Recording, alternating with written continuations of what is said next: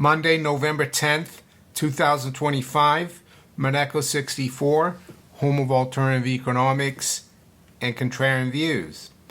Well, I recently told you I'd have a surprise on Monday. I think it was on my video on Saturday. So yeah, the surprise is I'm at the Precious Metals Summit in Zurich. You can see here I've got my my pass. And I arrived yesterday afternoon, and the Gnome of Zurich was very kind to pick me up and take him to his home, and we had a really nice dinner. He cooked everything, and he also turned on his computer, all his database, and he allowed me to go through it. We're going to go through some charts. His son was there as well. We had a really nice dinner. He's a really good cook. He says he likes cooking because it's good for his it's good for him because he's always thinking about markets, so it's good to do something. So yeah, I'm here, and I like to thank you because I wouldn't be doing this if it wasn't for your support of the channel. I'm here at the Precious Metals Summit, as I said earlier, and this is my third one. I came in 2022. I came last year, actually, with a couple of friends who invited me. This time I'm here on my own. But another surprise is that Clive is here. We're going to meet today. This summit starts really early. They have breakfast at 7:30. I'm going to probably have breakfast at the hotel because it's included, but maybe not. Who knows? And they're going to have an opening keynote speaker, Ronald Peter Stoffele from Incrementum AG, the guy who organizes In Gold We Trust report. So that will be interesting. That's at 8:15 a.m. And of course, this is I'm in Zurich, Switzerland, of course, for this summit. And there's going to be a lot of interesting speakers. Later on today in the afternoon, they've got Frank Justra. And tomorrow, they've got Rick Rule early in the morning. And then after lunch, they've got Pierre Lassonde. I won't be able to listen to Mark Faber and Grant Williams later on tomorrow because I'm leaving in the afternoon back to London. My wife is with Rudy, of course, looking after him. And so there's quite a bit to talk about this morning because I see that the Senate in the U.S., they just got a deal through, a temporary deal for ending the government shutdown. There's some Democrats that voted with the Republicans, and I think this is temporary, though. And one thing that they've done is that they've allowed for these healthcare credits to be included in it, but they'll have a vote on it in mid-December. I think that's what the Democrats wanted.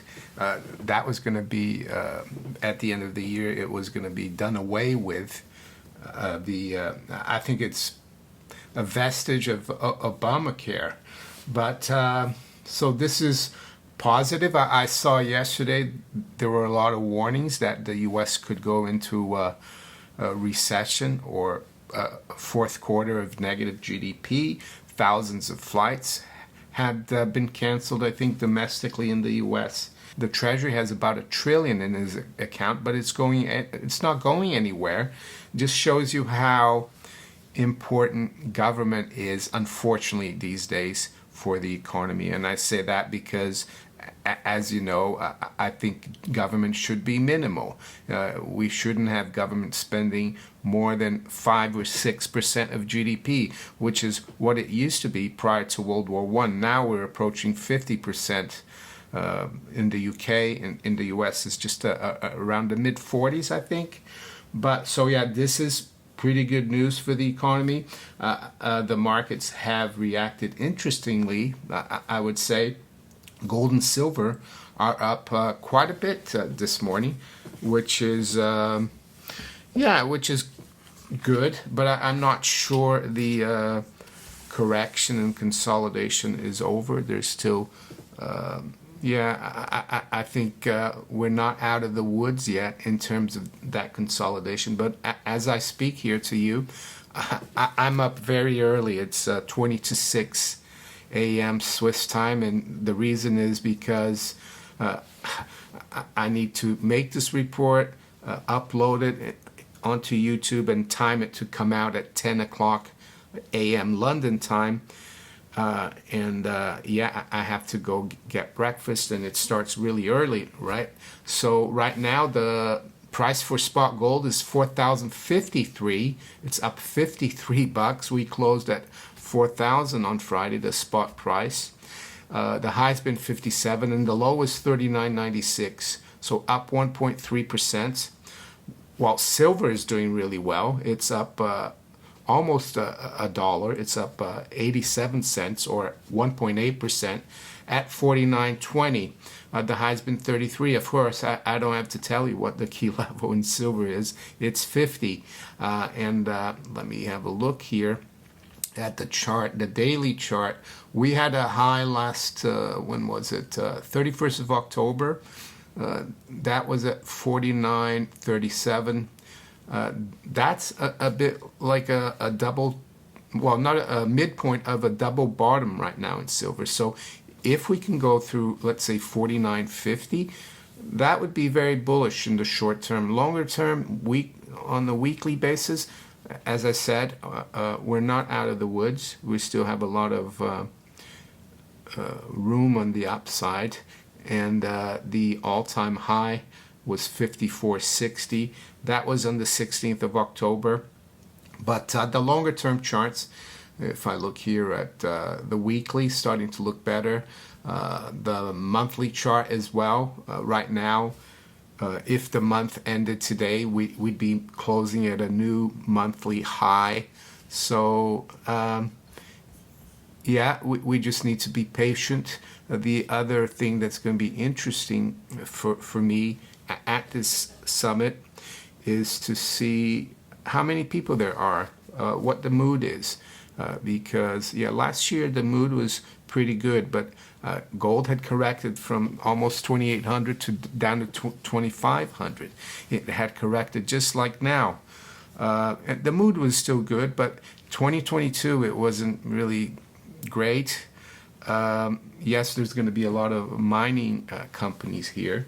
I'm not sure I'm going to meet up with many of them, but it will be good to talk to loads of people. And you can go into the presentations by companies, or you can meet them one-on-one. I'm not going to be doing that.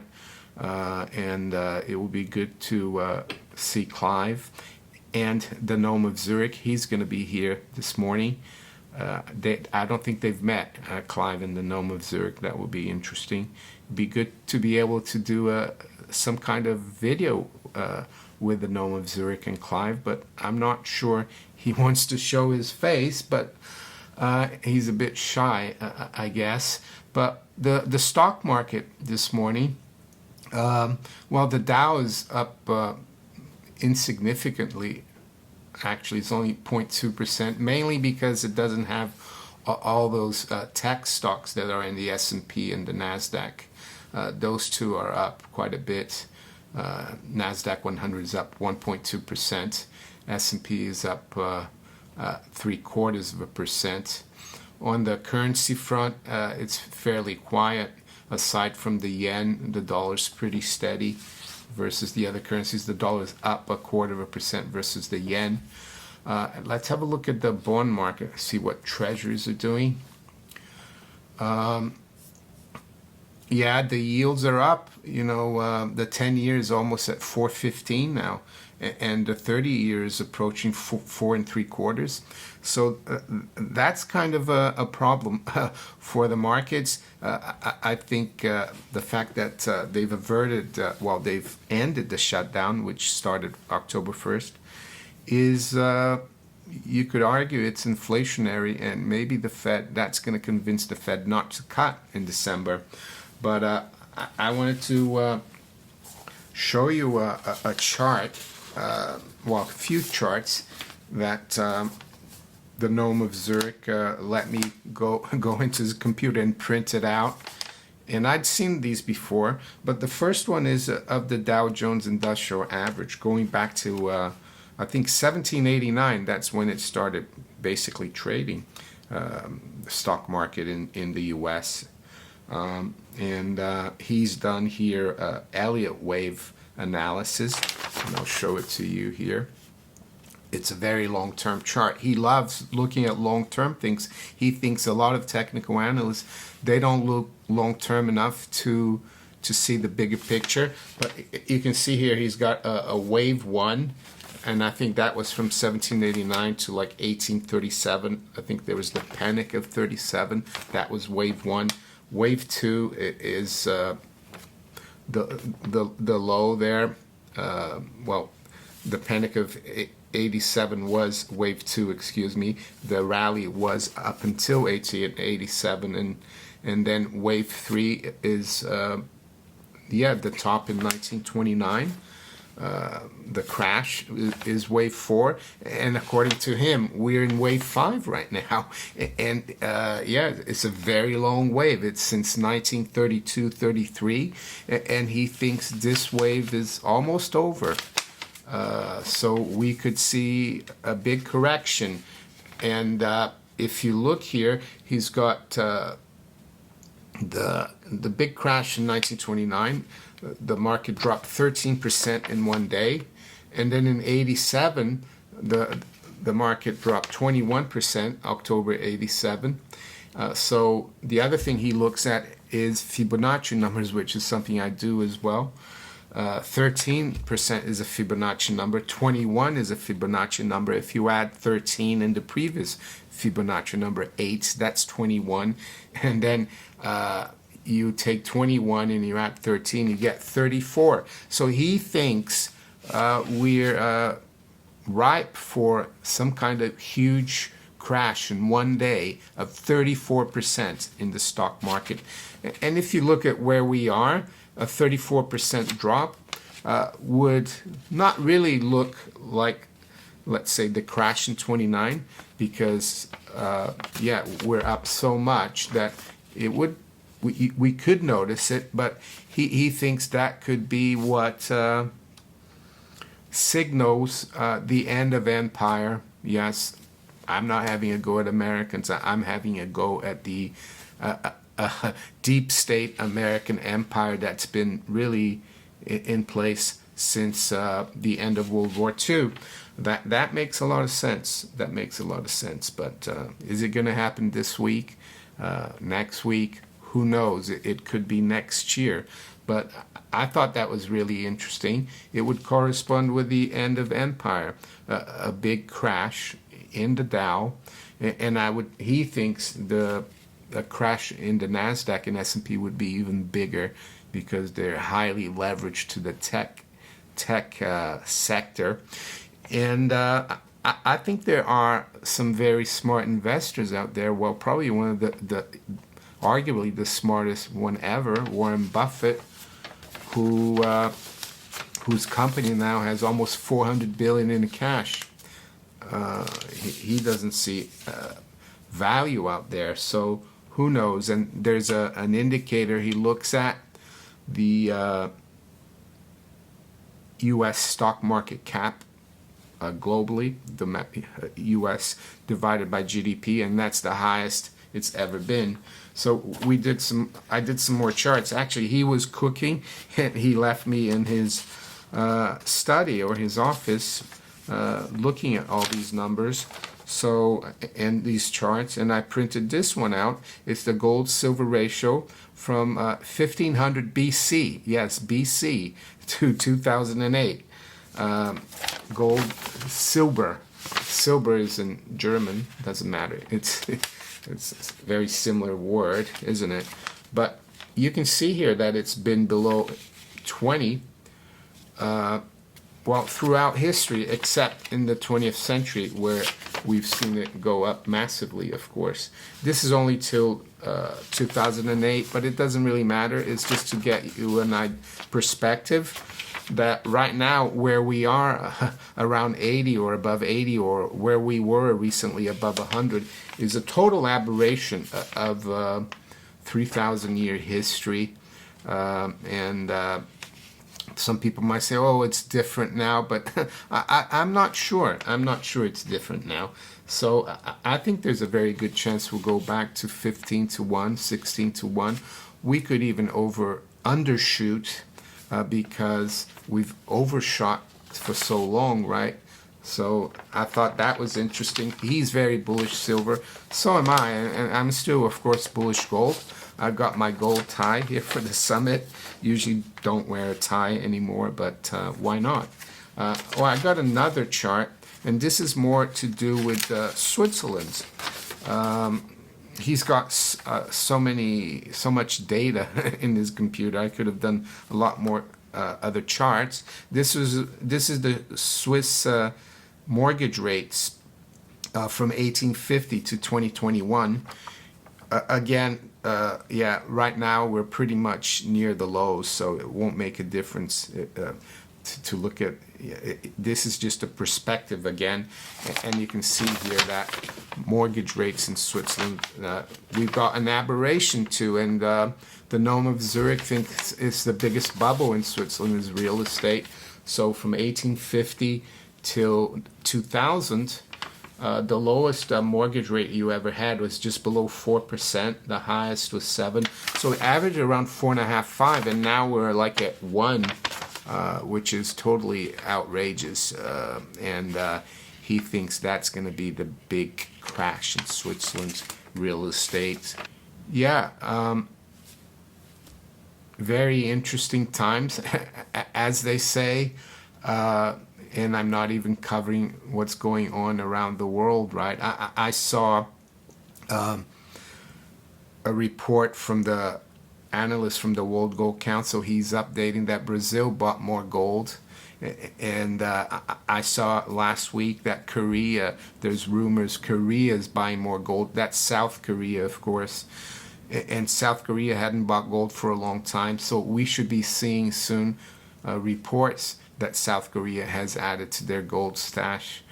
And that's significant because South Korea is an ally of the US, and now they're starting to buy gold again. Maybe South Korea is gonna have a foot in BRICS and a foot in the West. Who knows?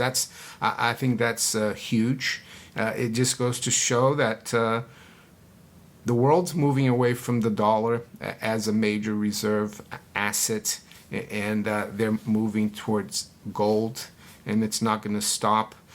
And I think actually gold could surprise everyone on the upside in the next few months, because I think a lot of people are bearish now after the correction that we've had. They're saying, oh, it's going to be months till we'll make new highs. Some people are saying it's the top, that gold is a bubble. I don't think gold is anywhere near a bubble. It's still heavily underinvested. It's the central banks that are front-running the public and investors. And I think investors next year, as Clive Thompson has said, they're going to look at the performance of gold, silver, and the miners for 2025, and they're going to ask their fund managers, their wealth managers, their bankers, why didn't you put me into gold? Please get an exposure to gold. So yes, it's a golden age. Revaluation, that's still in the cards, isn't it? And I noticed President Trump said that there's going to be 20 trillion injected into the U.S. economy still in 2025. I'm not sure where he's getting this number from, whether foreigners really want to invest 20 trillion while they're getting away from the dollar, or maybe he's thinking of revaluation of gold. Who knows? So yeah, hopefully I'll get another video out tomorrow morning or later on today. Clive and I are going to go out for dinner today, which will be nice. And with that, I'm going to wish you all a great start to the week. Take care. Bye.